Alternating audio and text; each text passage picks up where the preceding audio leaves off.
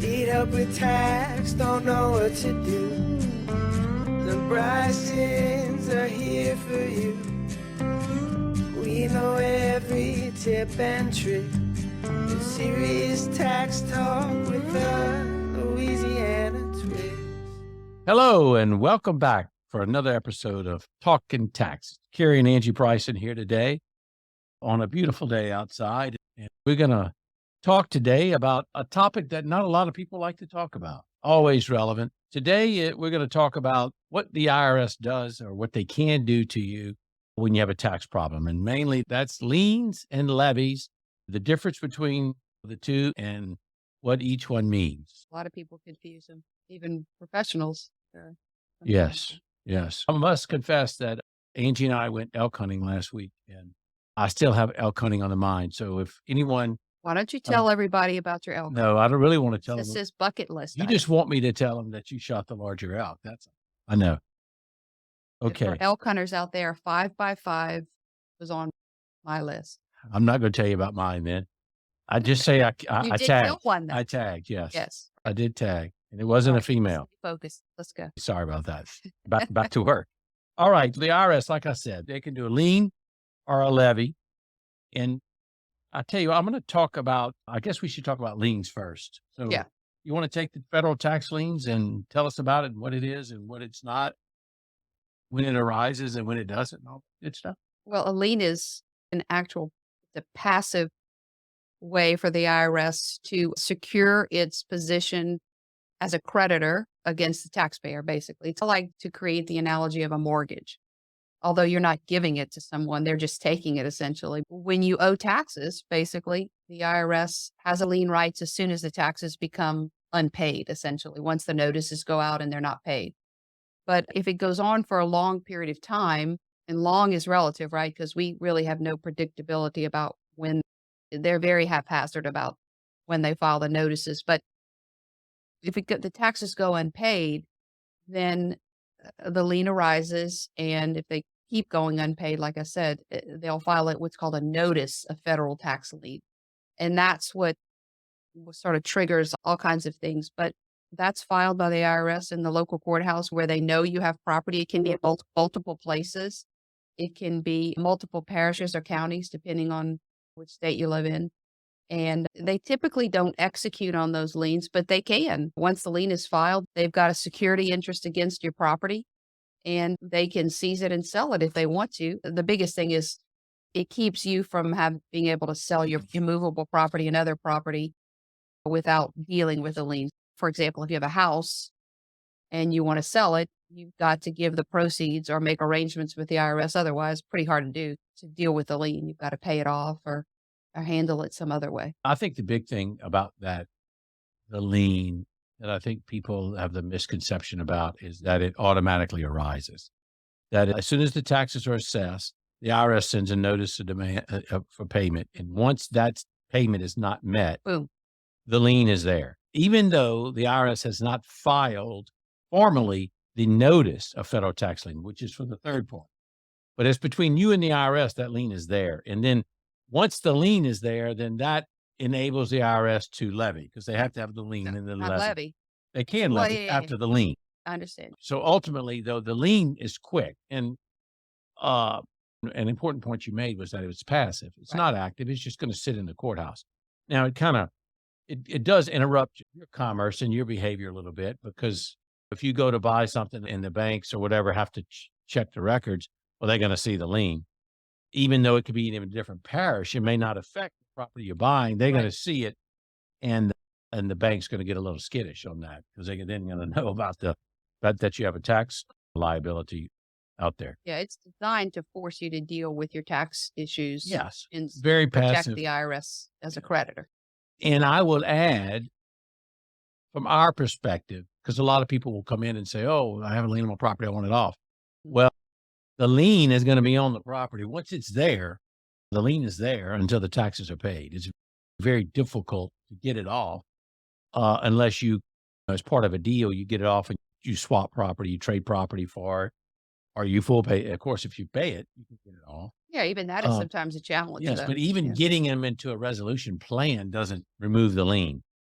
The It's an lien will offer stay. and the taxes are And once settled. it's paid Right. in the years, the requisite time passes. So it's not an immediate thing. Once the lien happens, it happens. Point I wanna make. Also, the other thing is, again, back to we don't know. The IRS is not very good at systematically filing its liens. You may have a lien for one tax period, but owe for others. And so there's some strategy sometimes with paying off that one period and having the lien removed and some things that can happen. The other thing is just because you're in a plan doesn't mean they won't file a lien. In fact, Correct. sometimes the plans that's part of their process to perfect a payment It'll plan. And then as part of that, they it'll secure it trigger. with a It'll lien. actually Yeah. trigger. You'll Right. contact the IRS and they'll realize there's no lien, and that'll Right. trigger the filing of the lien.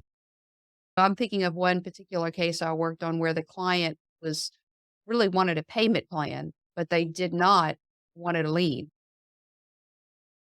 So the strategy shifted once we understood that they were very adverse to the lien filing, because if I had put that client in a payment plan, a lien would have been filed. So we altered the strategy and we made some voluntary payments and did some things to get them under the IRS's radar. And the particular case I'm thinking of, it's actually still we're still working with the client on that. I guess the outcome goal for the client is pretty important. Yeah, You know, it if you don't is. want to leave, be careful what you ask for Yeah, in was terms of that resolution. not pre-COVID? It's hard to run, depending on how much they owe and how long they're going to make these voluntary payments for. That's I mean, difficult. You it's were probably just just taking advantage of the IRS COVID pause, basically. So, but that's pretty much it with liens. The majority of people that we come across in our practice are going to have a lien file. And there's no, or like they already as you have one said, filed. there's no systematic. We've had people that have had taxes and owe a lot of money and they won't have a lien file for whatever reason. And we have people who very little have 1 year tax liability and they have a lien file. Yeah. So it really makes no sense. There's no logic behind whether No. they file a lien or not, but I would just add the majority of cases are going to have a lien file pretty quickly Right. because the lien's filed by the computer. I don't know if even a human has to be involved. Well, a revenue officer can I perfect a think lien, but I think the most, IRS computer pretty much files the liens pretty quickly. right. Yeah. Yeah. Yeah. Okay. That's about liens. So let's move on to levies because that's really the Scary teeth. one. Yeah, and that's really the teeth. Although lien does have its power, whatever it is, For that sure. passive way. Yeah. But the levy is not passive. Then once levies happen, certain things have had to happen. We could go through all those as well. But the IRS is Serious. serious and getting to the end of its rope there. Yeah. If getting, the delay, something's either the statutes are running or the IRS is just ready to collect the tax. Yeah. And everybody's involved once the levies are issued. So what happens? What has to happen before they can levy your bank account or take a bank account? What are the Several notices go out. There's a series of, I think we have the numbers in the slideshow, but a series of notices go out. So they've tried in their minds to get the taxpayers' attention, and they're at the end of that notice series, and a couple of them come certified mail, and then you'll get last one, which is really the one that we look at or when we're evaluating a case is the final notice of intent to levy. And that's the one that gives the taxpayer appeal rights. So if someone comes into our office, a new client, or while we're monitoring a case or working on it, and we get that final notice, you've got 30 days to appeal it, Yes. keep you out of levy risk, basically. And once we do that, then, we can resolve the case with appeals and hire folks in the IRS hierarchy, and they have more authority. If you get past that point, you're at risk for levy. So those notices have gone out, you've gotten certified letters, you've not appealed, the final notice, then, you're at So, risk. I know the answer, but I'm going to ask you to explain it. On the final notice, once it's issued, it doesn't expire. So it lasts a long, Yeah. it could be years later, and they don't have to give you any notice. So once that's issued, there's They've 30 done days their to stuff. appeal it. The appellate delays have run. We've had them sit for 2 or 3 years, and then Oh, all of a longer than sudden, that. Yeah. clients will call and say, Yeah. I got a levy. Yeah. And, have you got any letters? No, I haven't gotten the letter. Oh, that's been years ago. It doesn't matter. Once that notice is issued, now, often the IRS will send a reminder and a refresher, but they don't have to. They often will. That's right. So, and oftentimes there's a series of letters that are in this, but they don't have to issue the series of letters. They only have to issue the first one, which is the demand for payment right after the tax is assessed, and the last one, which is the final notice of intent to levy. And that letter is the one that gives you your appellate rights and explains your appellate rights. They are required by statute to give that notice. So those are the only two. So you can't argue that there was a defect in all of the other notices that you got or anything. But if you didn't get that notice, then there is a defect that you That's a could. very hard thing to prove. though. Very hard. Going to the last because- known address. Yeah, Right. and that's the last address on the tax return.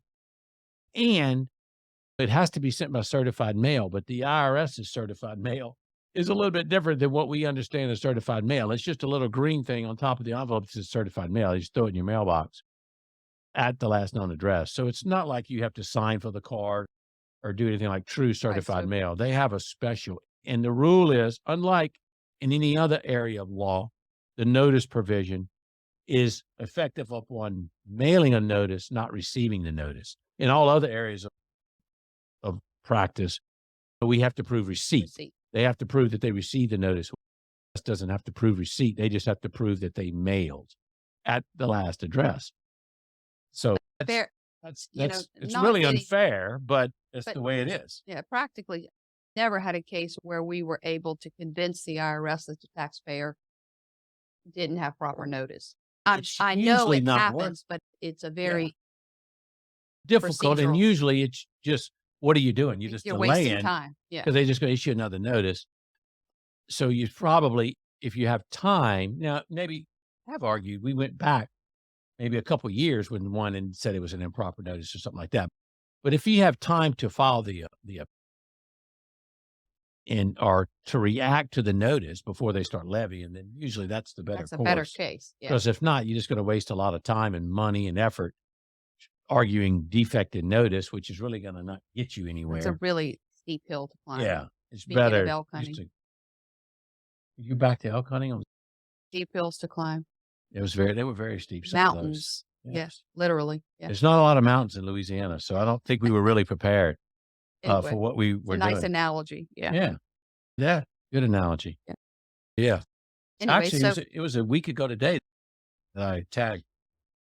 Yeah. congratulations. Yeah. I know you went first. I know you had already got the larger one. I know. Gentlemanly thing. It was the last day of the hunt.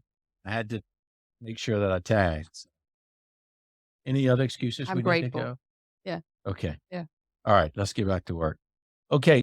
So levies. And I would also point out that levy, that's a general term that we're talking about now, specifics, because I divide them up into one-time levy and continuous levy, but it's commonly referred to as bank levies and wage garnishments and things like that. Right. But so what's the difference between the one-time levy and the continuous levy or bank levy and Just wage that. garnishment? Yeah, that pretty much says it there. Bank levies are a one-time deal. So that as soon as the bank gets notice of the levy, they're supposed to put a hold on the accounts for the taxpayer on the day of receipt. So whatever's in the account on that day is what gets held. Now, if you make deposits after that, they're not supposed to hold that. And that it gets murky oftentimes where the banks they're not scared of the IRS, obviously. So they'll hold everything. But a good bank knows that whatever was in the bank account on that day, the date of receipt and at that time is what's supposed to be held for 21 days, which gives the taxpayer time to appeal and have the levy released and some negotiation, which happens. We do that of our clients. But if the 21 days pass, then that money gets sent to the Yeah. IRS. And in the hold, I would add, just to clarify, the hold is up to the amount of the levy. So if you have more in the Correct. bank than what the liability is and the levy is, then the overage is, which is rare, but the overage Flip side is, of that is if there's nothing in the if bank, there's they get nothing in the nothing. bank, that's what they get. And you could deposit $1 million the next day, and it's technically not supposed to be held or part of the levy. It doesn't close the bank account down. It doesn't do anything. Right. But I would say some of the banks, I don't think we want to mention any of them, but some of the banks confuse this and will basically just hold everything that's deposited for the 21 days, which is not correct. And of course, the IRS is not going to complain because they just going to sit there and Good luck getting your money get back. and Right. just Yeah. get the money. So they'll never, unless you call them out and tell them that's not correct. And they have before notified the bank that they're only allowed to hold what was in the account at the time that they received the note, Right. up to the amount of the levy. The tricky thing with bank levies, I find, is if your name is, I'm thinking of a particular case recently where the son had a tax problem and his name was on the mom's account as the POA or as a joint account holder, and it was her money, not his. He's just helping to administer it, and the levy hit, and so it hit the mom's account, and that's a tough case. And that Be happens. careful with that. That Yeah. happens with elderly parents. When you're taking care of your parents, you want to put your account. But if you have a tax liability, that can create issues because then you're basically the IRS could then argue that money, they could put a levy then on that account. It's hard to get it released and Because yada when yada. they issue the levy to the bank, it doesn't specify an account. It It's just a- says any accounts, and The name of so and it could be savings account, checking account, everything. joint account with mama. Joint account with mom, joint account with anyone. If your name is on the account, the bank is instructed to hold those funds, to mark them and not release them until after the 21 days. Some banks just release them immediately. They're not supposed to do that either, but they will. So they will, yeah. And I think one thing comes to mind relating to levies too. So what I see a lot is our clients, before they engage us, will have tried to solve their tax problems, called the IRS, done the right thing, quote unquote. And the first thing the IRS does when you pick up the phone to call them is start asking for your banking information. Where do you bank? Let's take a financial. Where do you work? That's their script when you call that automated collection service world. And that's how they get your banking information. Of course, they can subpoena it and do all this other stuff, but typically they've gotten the bank account information from a taxpayer who's called to try to resolve with a payment plan and whatnot, and it just never followed through or it never happened, never got approved by the IRS or whatever. Be careful when you pick up the phone to call. Make sure that process gets finished. The payment plan is in place. You're not at risk for levy anymore once you get your resolution plan. The account information typically comes from the taxpayer to the IRS because they're trying to solve the problems. All right. So anything It's a else side about point, the but- one-time levy? I think that's kind of, and the IRS, Levy, right? they issue one time and then You can do it again. they can do it again. They can do it they can do it the next day. Yeah. And it's another 21-day hold. They don't, and when they first start, they don't commonly do that. But No. I've had cases in the Uh-huh. past where they'll issue one every day. Every day. Because they're waiting on a deposit to hit. So they'll levy every day until something. So the IRS has. And they has- can. yeah, It's within there's their purview. certainly, there's no defect in procedure for them doing that. They're Right. certainly entitled to do, once they give their notice and they've done what they need to do, they can. Yeah, I And had a revenue officer levy a business that had some payroll tax issues every day, Yeah. knowing that their their clients were going to be Getting paid. ready to pay. Right. Yes. Yeah. So the other levy is the continuous levy. The most common one, I think, is a wage garnish. Yeah, that's the one that's Yeah. And Rough. that one, unlike what we just talked about the bank levies, once that one's served one time, it stays on until the IRS releases it. Yeah. So it's on. And that's every paycheck you would get from that employer until you either leave employment or It's you paid resolve or the you get it taxes released. or Yeah. you get it released. Yes. So that's and there are, I mean, not to get too granular, but there are Limits. limits as to what they can take on your wages. They can't take the entire paycheck. There's statutory, it's set out by the statute how much they can take. Depends on number of And depends on dependents. And, yeah. dependents. Yeah, it's a formula that you'd have to calculate the amount, but Your it's employer will get a copy of the levy and there's a worksheet on it. yes, And it's a significant amount though. I mean, yeah, it it's makes enough to hurt a it family. definitely makes it tough if you have a family, Yeah. to Yeah. start, to take care of things. Yeah, not something you would wanna go through. It's probably better to solve the case. Yeah, Um, sure. Okay, what about accounts receivable? Things like Contractors and that? accounts Yeah. receivable. Accounts receivable they're just that. So if you have a accounts receivable, I'm assuming this is mostly businesses. I don't know if I've ever had an individual with accounts receivable, but the IRS will levy your customers. So they'll ask for a list of your customers. And then they'll issue. I've had, one client had 100 customers and every customer got a notice of levy.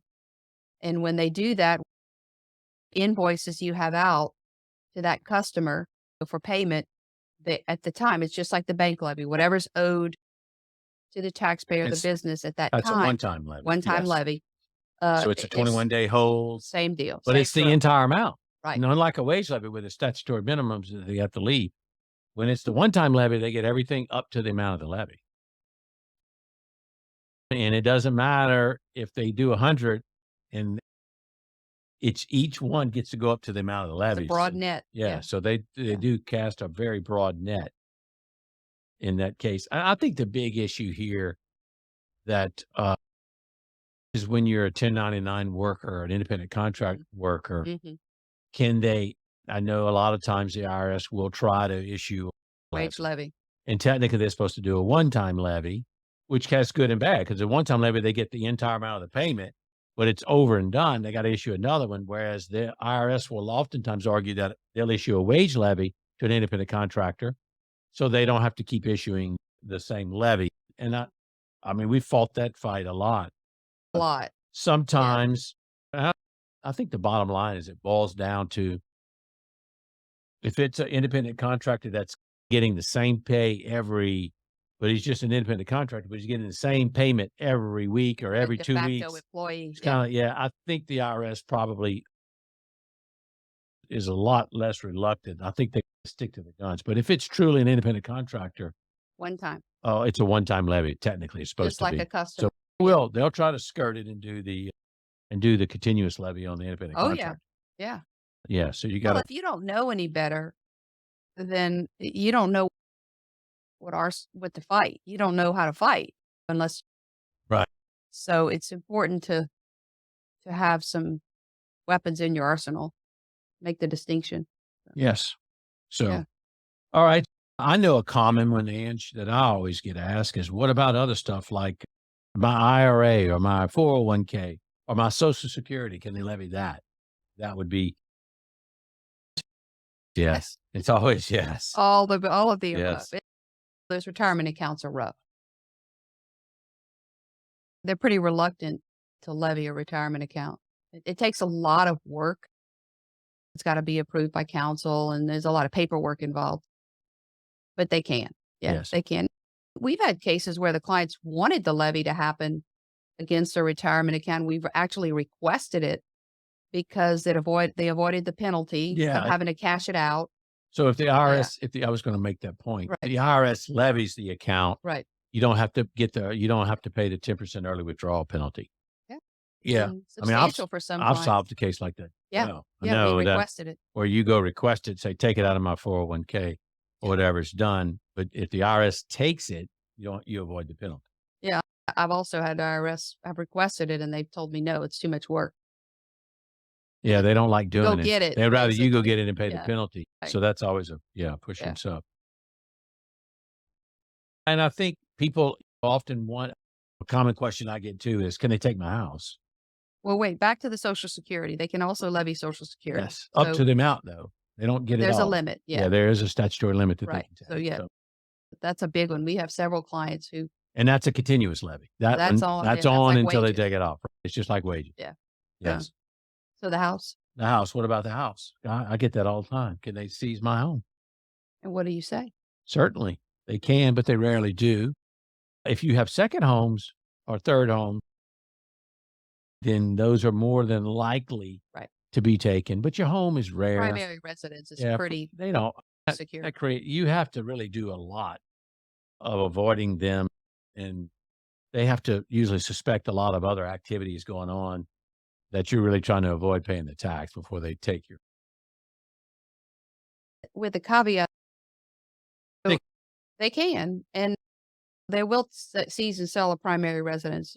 But like I'm thinking of one particular client that we did a bunch of work for, and he had a really nice home and a bunch of property associated attendant to the home. Now, what they did in that case is required the property to be.